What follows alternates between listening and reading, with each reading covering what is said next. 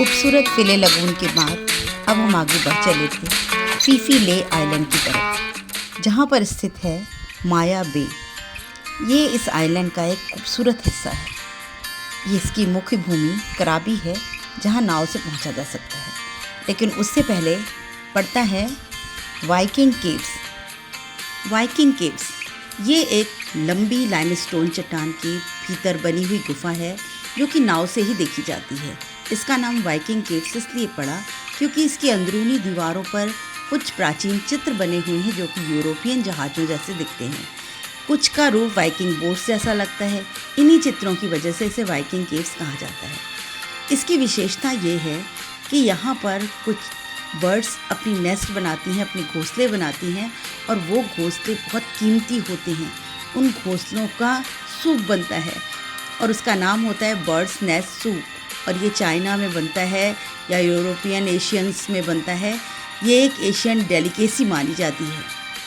इन घोंसलों को पारंपरिक तरीक़ों से गुफा में ऊंचाई पर लकड़ी की सीढ़ियाँ लगा करके इकट्ठा किया जाता है, जो कि देखने में बहुत ही रोमांचकारी लगता है। इस गुफा के अंदर प्रवेश मना है।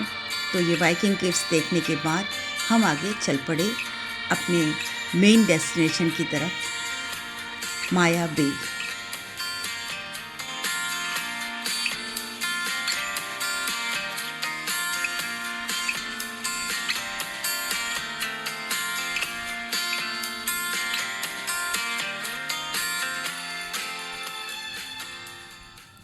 माया बे यहाँ पहुँचकर सब लोग कतार में अपनी स्पीड बोट से उतर करके अंदर जा रहे हैं। ये एक बहुत सुंदर पाथ बना है और चारों तरफ ये कुछ पेड़ लगे हुए हैं, जिनकी जड़ें कुछ अनोखी जड़ें हैं, जो बड़ी सपोर्टिव रूट्स हैं। इन पेड़ों को देखने में ही कुछ अलग एक अनोखापन नज़र आया। माया बे अपने आप में बहुत ही फेमस जगह है। इसको फेमस बनाने वाली एक फ़िल्म थी द बीच, जिसमें लियोनार्डो डिकैप्रियो थे। इस फिल्म में इसे दुनिया की सबसे रोमांटिक और रहस्यमयी बीच में से एक शामिल कर दिया, और इसमें चारों तरफ लाइमस्टोन की ऊंची ऊंची क्लिफ्स हैं। वहाँ पर ये घिरा हुआ एक लगून है। पानी का रंग हैरान कर देने वाला है, कभी नीला कभी हरा, और इतना ट्रांसपेरेंट, और कि उसके अंदर की रेत भी दिखाई देती है, और सफ़ेद रेत, बिल्कुल वाइट और मुलायम मखमली रेत, बड़ी शांत लहरें, और आसपास की जो हरियाली है वो बिल्कुल स्वर्ग का स्थान बना देती है इसको। यहाँ पर ज़्यादा टूरिज़्म जो है पर्यावरण को ख़राब कर रहा था, इसलिए 2018 में माया बे को कुछ वर्षों के लिए बंद कर दिया गया। अब इसे सस्टेनेबल टूरिज़्म के तहत खोल दिया गया है और सीमित समय के लिए खोला गया है। यहाँ आप अपनी बोट से पहुँच सकते हैं। यहाँ पानी के अंदर जाना बिल्कुल सख्त मना है। आप दूर से इस पानी के आसपास बस आगे आगे जा सकते हैं और फोटोग्राफी कर सकते हैं। ये एक संरक्षित धरोहर है, प्रकृति का वो हिस्सा जिसे समय से नहीं स्नेह से बचाया गया है। ये जगह अब एक मैरीन प्रोटेक्टेड एरिया है, जहाँ हर कदम संभाल कर रखा जाता है, ताकि इस नीले जादू की मासूमियत बनी रहे और आने वाली पीढ़ियाँ भी इसे ऐसे ही देख सकें। यहाँ की ये मखमली रेत, सफ़ेद रेत इतनी सॉफ्ट है कि इस पे चलना भी ऐसा लगता है किसी मुलायम गद्दे पर हम चल रहे हैं।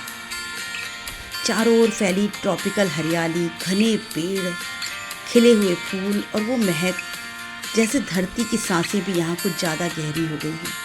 यहाँ का हर पौधा, हर चट्टान, हर लहर प्राकृतिक जीवन के साथ तालमेल में सांस ले रही है, और ये स्थान बिल्कुल शांत नैसर्गिक स्थान है। आप इसकी गहराई को महसूस कर सकते हैं।